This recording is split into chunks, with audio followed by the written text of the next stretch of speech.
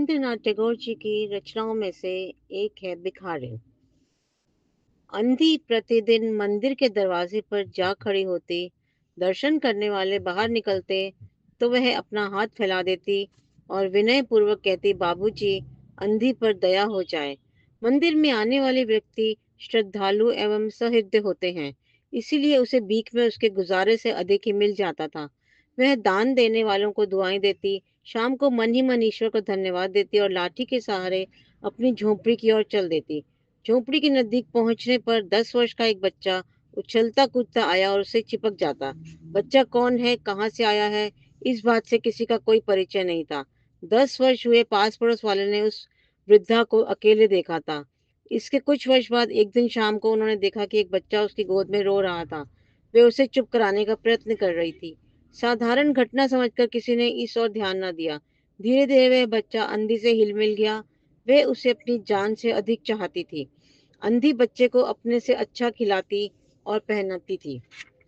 अंधी ने अपनी झोंपड़ी में एक हांडी गाड़ रखी थी। वह जो भी मांग कर लाती, उसमें से आवश्यकता अनुसार प्रयोग करके बचे हुए पैसे उसमें डाल देती और फिर उसे एक बर्तन से ढक देती। काशी में सेठ बनारसी दास बहुत प्रसिद्ध व्यक्ति थे। वे बड़े बड़े देशभक्त एवं धर्मात्मा थे। दिन के 12 बजे तक पूजा पाठ में संलग्न रहते। कर्ज लेने वाले तथा अपनी पूंजी धरोहर के रूप में उनके पास रखने वालों का वहां तांता लगा रहता था। धीरे धीरे करके अंधी की हांडी पूरी भर गई थी। वे उस हांडी को अपने आंचल में छिपाकर सेठ जी के पास धरोहर के रूप में रखवाने के लिए जा पहुंची। सेठ जी ने पूछा, बुढ़िया क्या है? अंधी ने कहा, भीख मांग मांग कर मैंने अपने बच्चे के लिए 4 पैसे जमा किए हैं। अपने पास इन्हें रखने से डरती हूँ, कृपया आप इन्हें अपने पास रख लें। सेठ जी ने मुनीम से जिसे कहा, इसके नाम जमा कर दो। मुनीम ने उसका नाम पता पूछकर लिख दिया।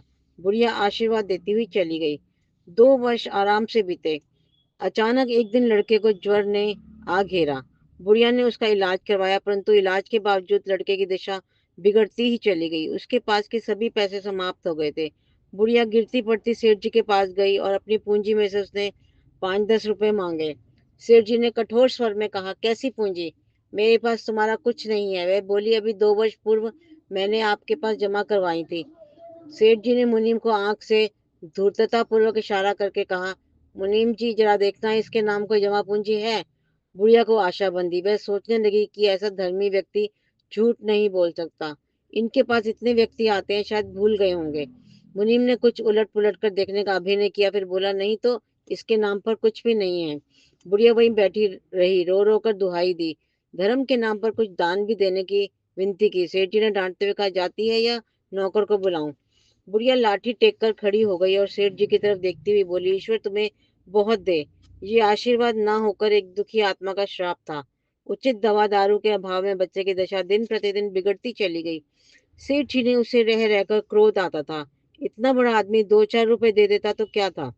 बच्चे का ज्वर के कारण शरीर तप रहा था और अंधी का कलेजा भी जल रहा था। वे बच्चे को गोदी में उठाकर सेठ जी की कोठी के बाहर जा बैठी। सेठ जी के नौकर ने उसे भगाना चाहा। नौकर सभी प्रयत्न करके हार गया, पर अंधी टस से मस न हुई। अंत में सेठ जी स्वयं बाहर पधारे। बच्चे को देखकर उन्हें बहुत आश्चर्य हुआ। उसकी शक्ल उनके पुत्र मोहन से बहुत मिलती जुलती थी। 7 वर्ष पहले वह एक मेले में खो गया था। उन्हें याद हो आया कि मोहन की जांघ पर एक लाल रंग का निशान था। उन्होंने झट से अंधी के बच्चे का पांव देखा। वहां पर चिन्ह अवश्य था, किंतु पहले से कुछ बड़ा था। उन्हें विश्वास हो गया कि बच्चा उन्हीं का है। उन्होंने इसे छीन कर कलेजे से लगा लिया। बच्चे का शरीर ज्वर से तप रहा था। नौकर को उन्होंने डॉक्टर लाने को भेजा और स्वयं मकान के अंदर चल गए। अंधी खड़ी होकर चिल्लाने लगी, मेरे रुपए तो हजम कर लिए, अब मेरे बच्चे को ना ले जाओ।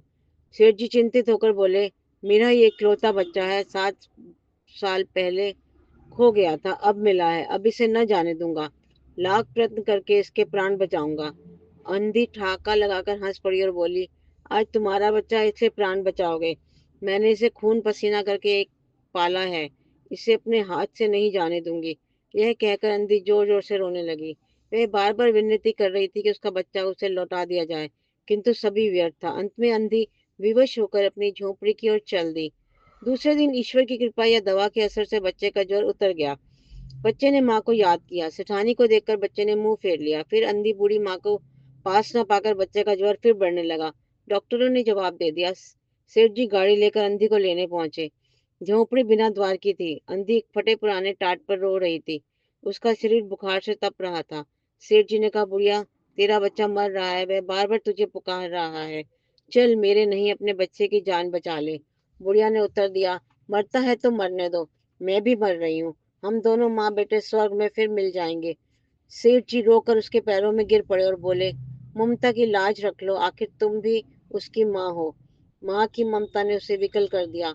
सेठ जी ने उसे सहारा देकर उठाया। कोठी में जाकर उसने मोहन के सिर पर हाथ फेरा। ममता का एहसास पाकर उसने तुरंत आंखें खोल दी। 15 दिन में मोहन पूरी तरह स्वस्थ हो गया। अंधी ने विदा मांगी।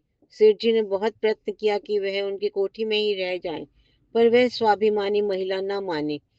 चलते समय सेठ जी ने उसे रुपयों की थैली उसे देनी चाहिए, परंतु उसने कहा, ये रुपए तो मैंने मोहन के लिए इकट्ठे किए हैं, उसे ही दे देना। थैली वहीं छोड़कर वह लाठी टेकती हुई चल दी। इस समय सेठ जी याचक थे और वह दाता थे। Big thanks to all our subscribers for subscribing our channel. If not, please subscribe and do not forget to press the bell icon for all notifications. Please visit our channel for all kinds of stories and more. Thank you.